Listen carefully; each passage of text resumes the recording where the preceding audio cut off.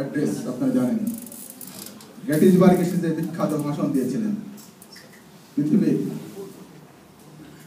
শ্রেষ্ঠ ভাষণগুলোর ভিতর সেখানে তিনি ডেমোক্রেসির কথা বলেছিলেন।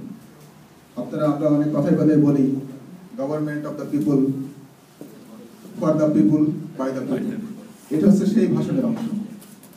সেখানে তিনি বলেছিলেন যে that this government of the people, for the people, by the people will never cherish from this earth.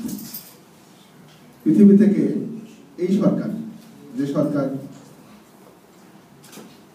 Of the people, by the people, for the people, কখনো ধ্বংস হবে না।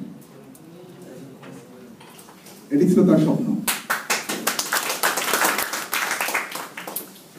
তার 100 বছর পর 1963 সালে আব্রাহাম লিঙ্কন, 1863 সালে, তার 100 বছর পর আর একজন আমেরিকান, আপনারা সবাই তার নাম শুনেছেন, ডক্টর মার্টিন লুথার কিং, যিনি নোবেল পুরস্কার পেয়েছিলেন শান্তিতে 1965 সালে।